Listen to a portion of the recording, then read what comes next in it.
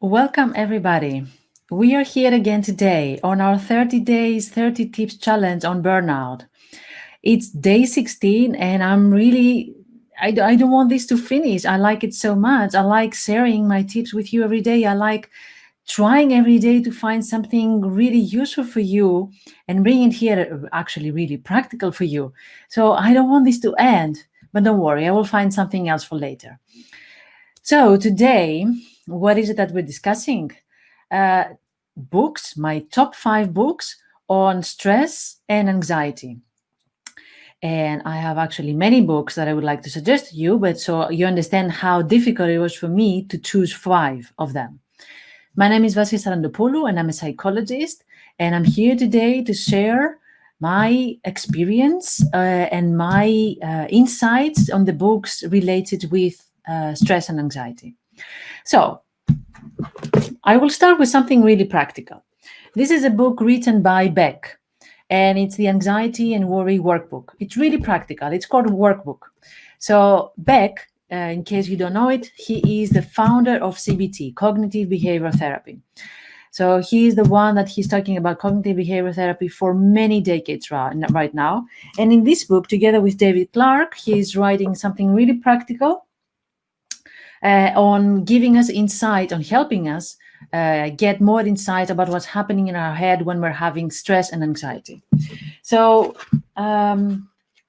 what he's really talking about here and helping us in a very practical way is, of course, how to understand our anxiety, how to understand our thoughts, how to transform our anxious thoughts into more helpful and healthy thoughts, how to face our fears, how to understand panic attacks and defeat panic and avoidance, how to conquer social fear, social anxiety.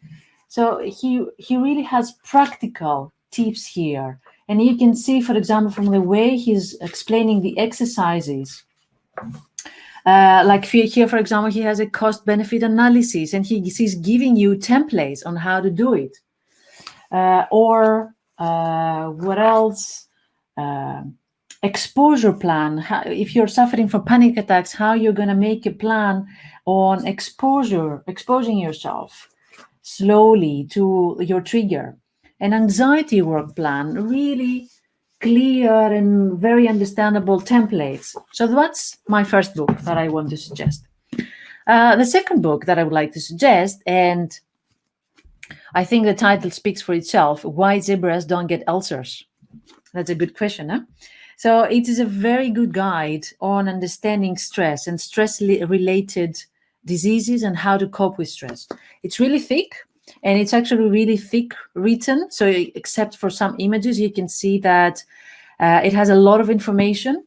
It has a healthy dose of good humor and very practical advice. And then the aim of the book is for us to realize what's happening behind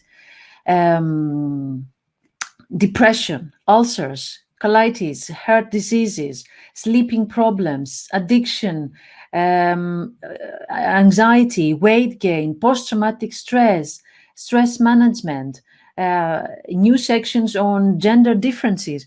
So it's a really good book, and there's a lot of scientific information behind it. So if you want to get a good grip, a scientific grip on stress, I would highly recommend that. Now, this also is a fantastic book, When the Body Says No, which is a book from Gabor Mate, who is an amazing psychologist, and he has been working decades on addiction and trauma. So he's a very respectable professional in our community. So he's talking about the connection between body and mind. And he's actually saying that nothing that happens to your mind, nothing that happens to your emotions is not stored somewhere in your body. Everything is stored. There's some emotional archive in your body. And whatever happens to your body, in whichever way you're getting sick, it's because of something stressful that is happening in your life. And he explains about this here in this book, combining, of course, scientific information, but at the same time, stories from his patients, and explains everything in a very passionate and very compassionate and kind way. So I totally recommend that.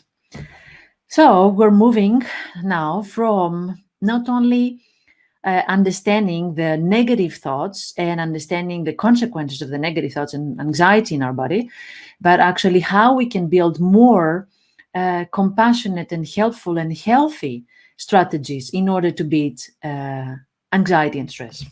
So my next recommendation is The Gifts of Imperfection by Brené Brown.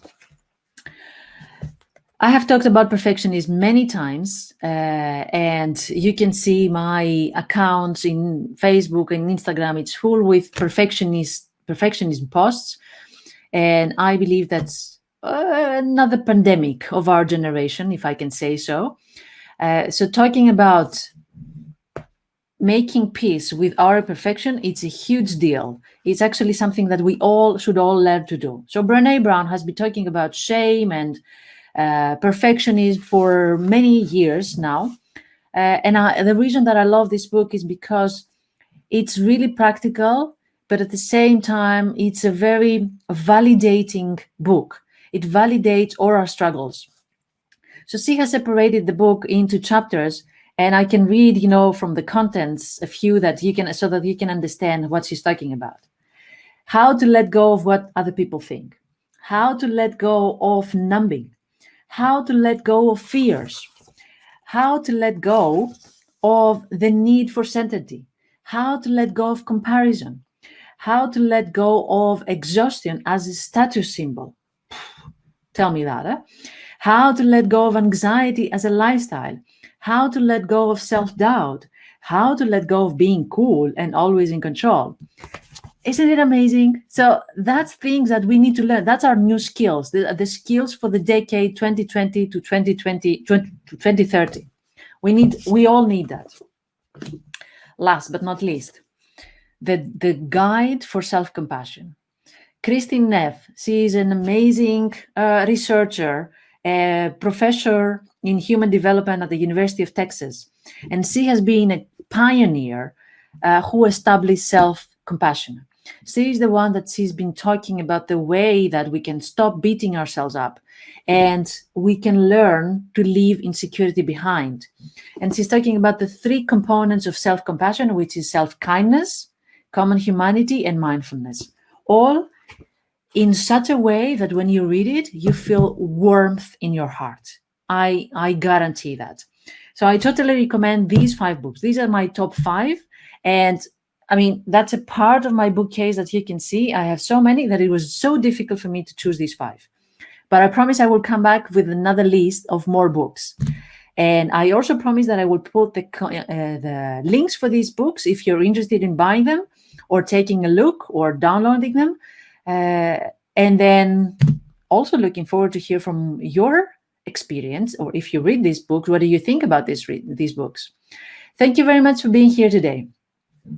I always enjoy talking about books, and I always enjoy sharing my books experience with you. Thank you so much. Have a good read, but most of all, take good care of yourselves. Have a nice day.